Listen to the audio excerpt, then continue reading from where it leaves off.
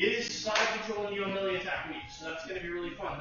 Some of you who've never seen the Butcher Choke, you're going to see the Butcher Choke today. In order, because this class is for big play, as well as for all y'all, I'm going to show you a mini seminar on one of the simplest, safest, and most high percentage chokes in Jiu-Jitsu. It's called the Butcher Choke. You will also hear it called the paper cutter, or you will also hear it called the bread cutter choke.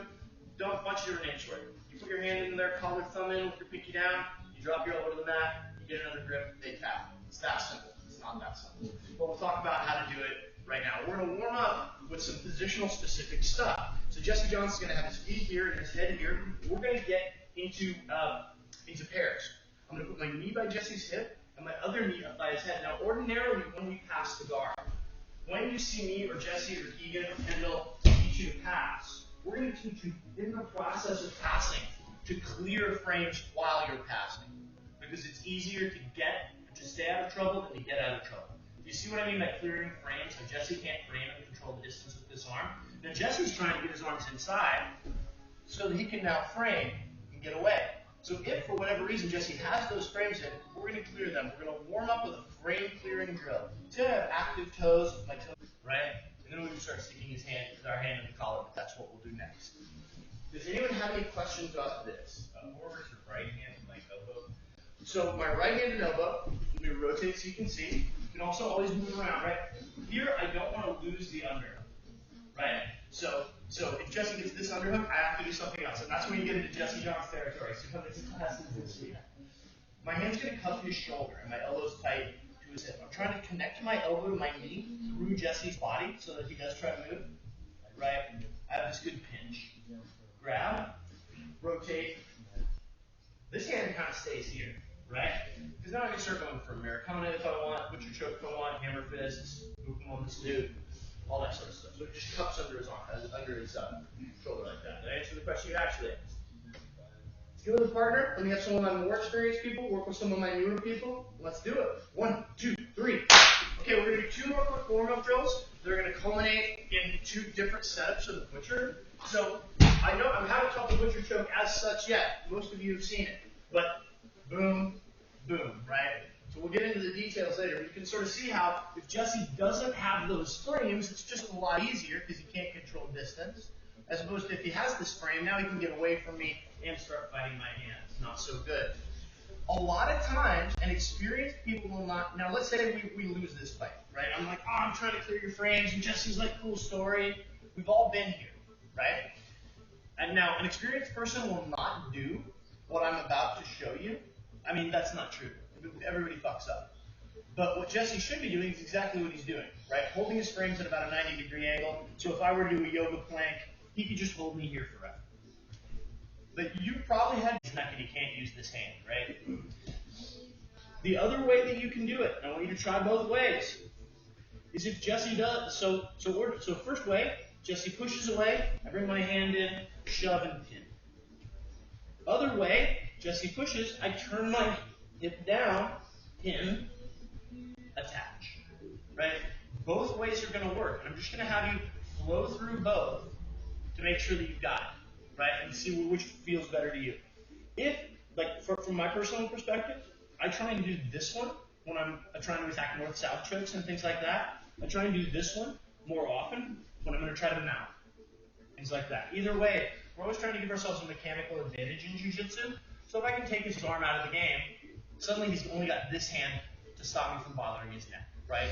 Which allows me to mount easily, because he can't use this hand to stop me. So, what we're doing, this time we messed up, we couldn't clear the frames. That's a bummer. Our buddy messes up and starts to push us away from him. Understandable, but incorrect. My elbow comes in, my palm pushes down, my knee comes over, and my shin pins. I'm going to windshield wipe just a couple times to get used to pinning with either side. He gets his frame back in.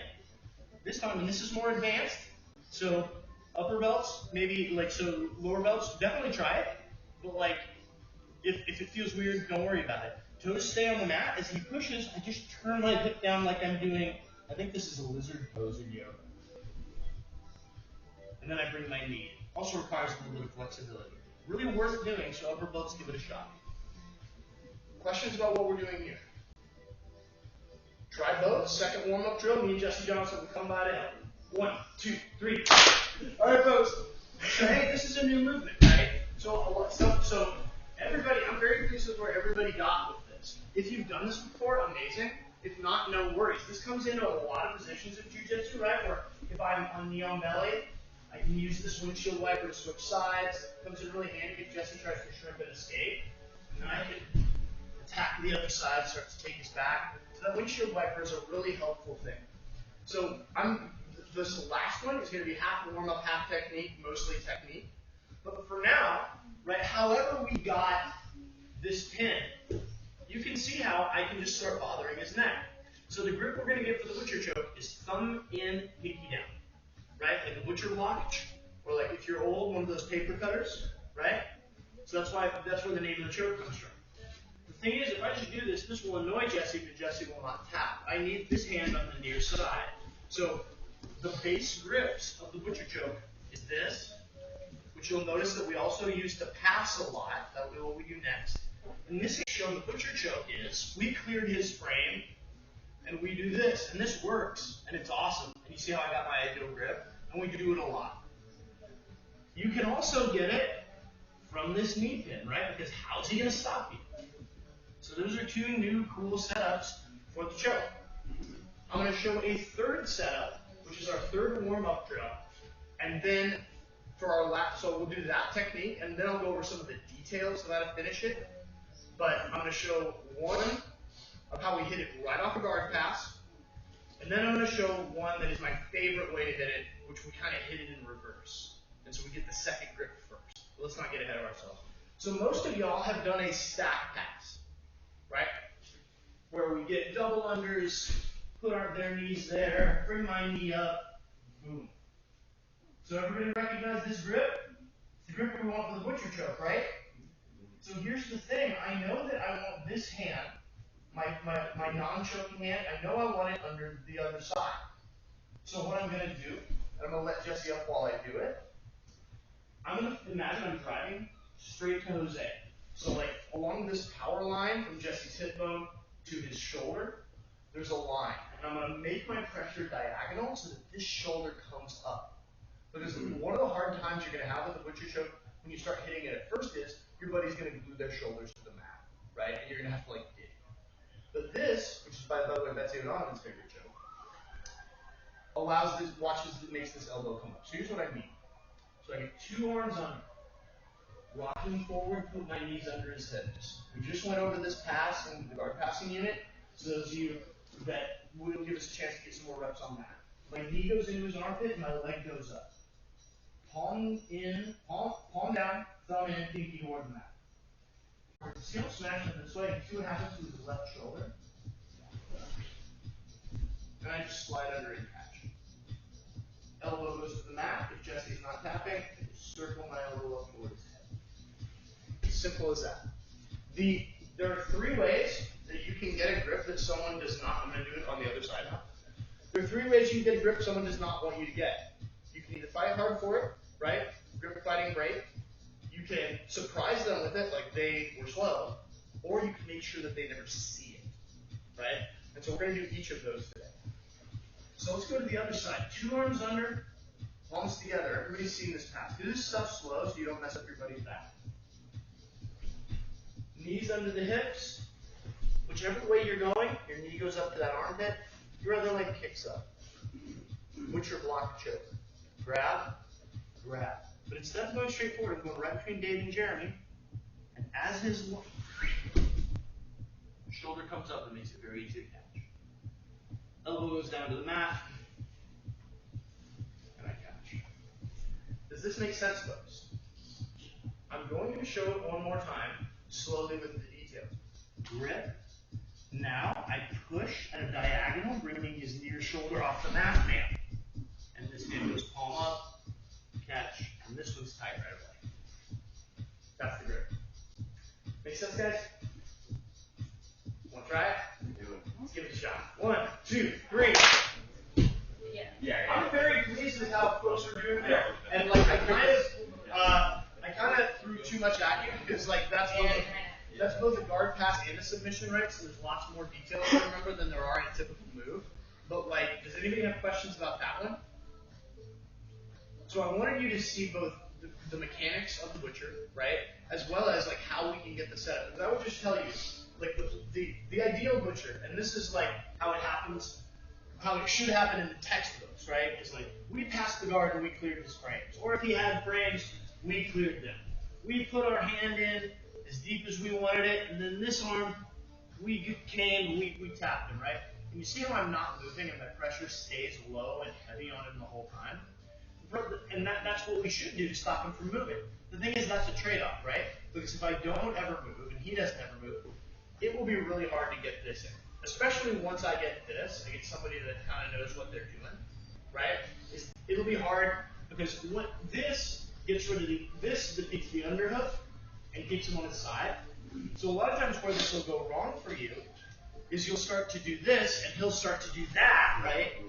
Because we always compromise a little bit of control in order to attack. This is why it's really important to get your body positioning right. And so when you get that right, that makes it hard for you.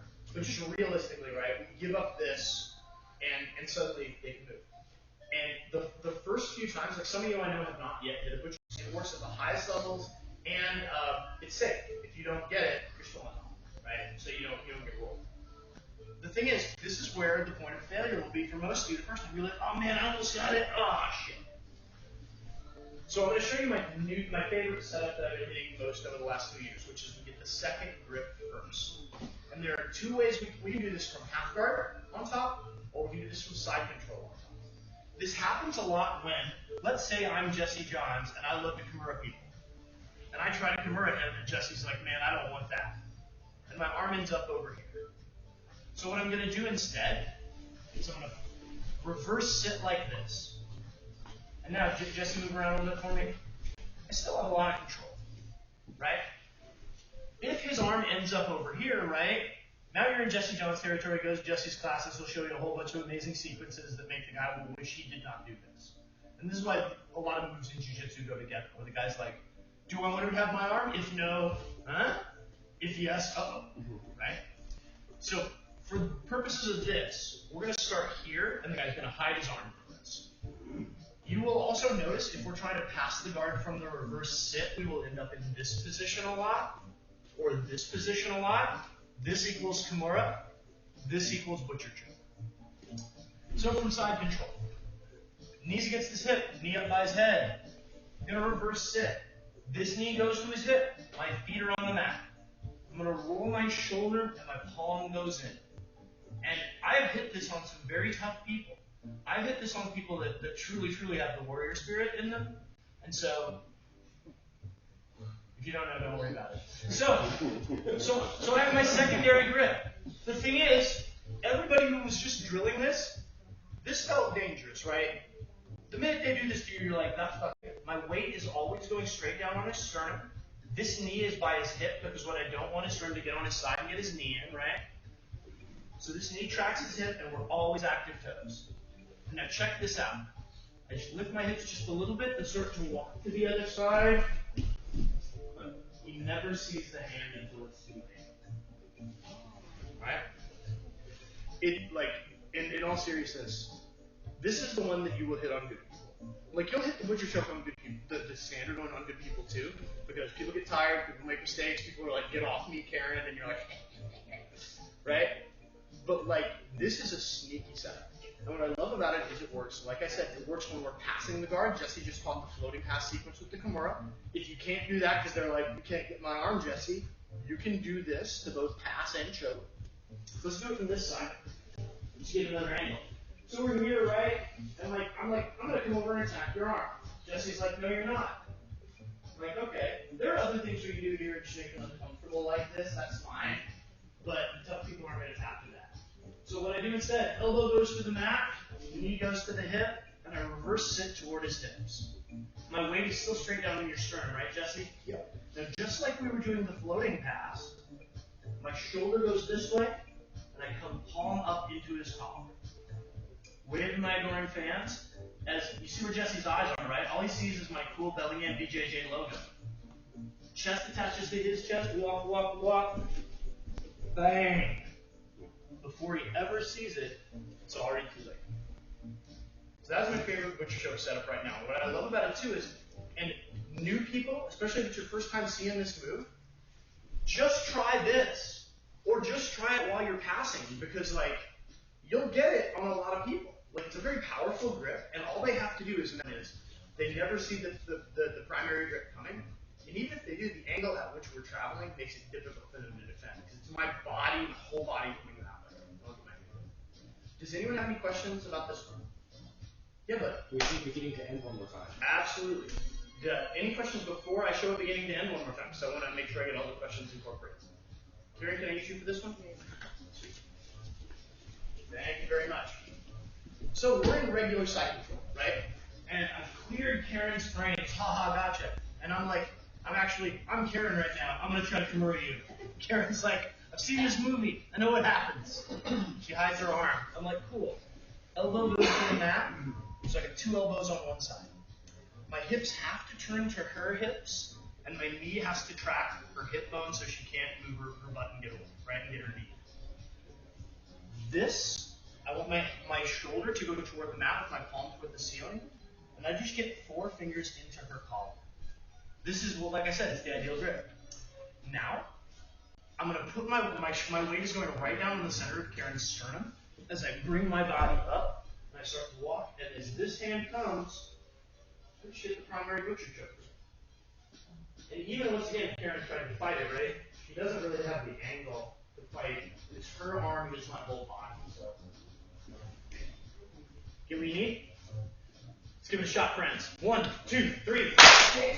We're going to grapple, and I'll take any questions you have about this move, but I want to highlight one really important principle, which is when I'm trying to, in order to keep Jesse under side control, I need 2 things. I need Jesse to be flat, and I need to block this hip, right? So, to make him flat, obviously we're going to use our hands, but for the most part, I want you concerned about where your body is. This is why I'm really emphasizing putting your weight here. If my chest is straight on with his, I want my sternum next to his sternum, right? Hitting him. When we do a move like this, I'm going to blade my chest, but Jesse will tell you the weight's in the same place, right? Yep. And so when we do this, we always want to keep that weight down, and this is just practice, right? We're like keeping our body here. So when I get this, weight doesn't move, right? The only time the weight moves is when I start to attack, which is why we always compromise a little bit of control for attack. But that's what makes this attack powerful is as the weight stays down on keeping him in the transition. That's like the apex level of the move, right? And that's why we're practicing it to make sure our weight distribution is in the right place. But what I love about this one is even at the end, if Jesse does get on his side and start to escape, it's probably already too late because we probably already got each other. Any other questions, guys? I threw a lot at you guys today. You guys did a great job. Seriously. So congratulations. It's great to be back on the mat teaching. Don't want to do a little grappling?